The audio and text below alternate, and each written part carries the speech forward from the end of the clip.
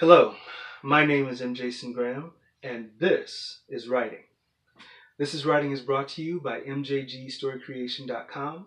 Go to mjgstorycreation.com for forms and other tips to help you turn your idea into an epic story today. So we are now on Act 3. And Act 3, of course, is the downfall of our character and where they begin to fall short.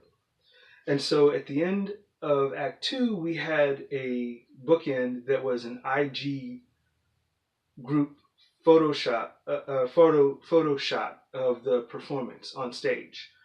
We open Act 3 with our fifth bookend, which is a not so flattering local newspaper picture, so that it looks like it's a bunch of debauchery. Pretty much the thing that you see is, or the idea is that you have a bunch of drag queens at a party at the king's palace. And so that's not a good look. And so we move into the communities, in which case Dravon barges into the emergency council meeting, and where they're discussing what they're going to do, because now the house has become the laughing stock of the nation because of the new pictures in the newspaper. And unfortunately, when they start throwing about ideas, Dravon cannot keep his mouth shut and actually says something that insults the council. And he is escorted out of the council room by force. The next thing that happens, and that's his stumbling block involved in the disconnect. The second disconnect that occurs is that Prince James is furious when he goes to go see him. Prince James is furious because of what is being said in the newspapers. Now, the princess that he had the dance with the previous night, her father and mother refuse to let him see her or even have contact with her. The antagonist returns, which is the next one, and the miscalculation. So what happens is the tunnels are actually burned by the mob.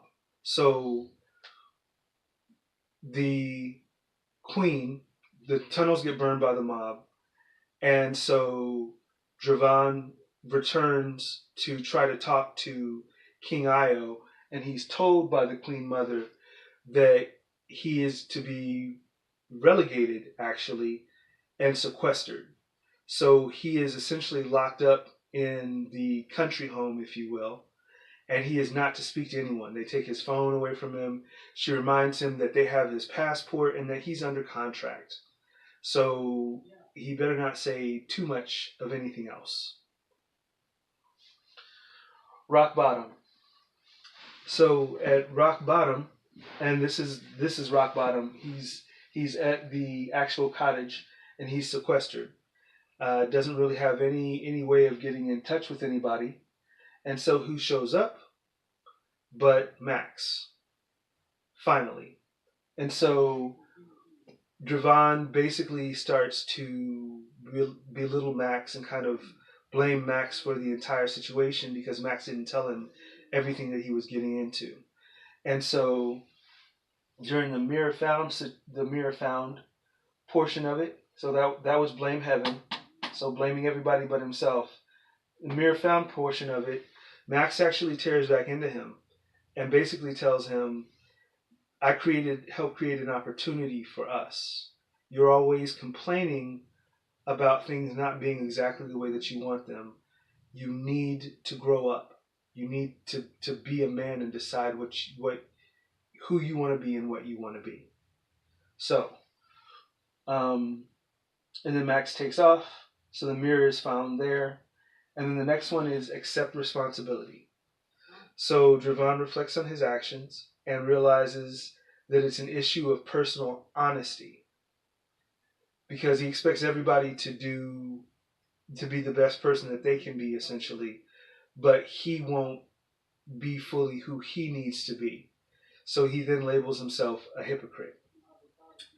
And at that point, we're at the sixth bookend where Dravon and Max exit to the car. So they're getting ready to drive back in town. So the key thing with Act 3 is to take as much opportunity as possible to logically separate your characters from the protagonist, separate them from the community, so that he or she is left completely by themselves and they have to figure out what they've done wrong. My name is M. Jason Graham, and this has been This Is Writing. This Is Writing is brought to you by mjgstorycreation.com. Go to mjgstorycreation.com and get started on turning your idea into an epic story today. I'll see you next time.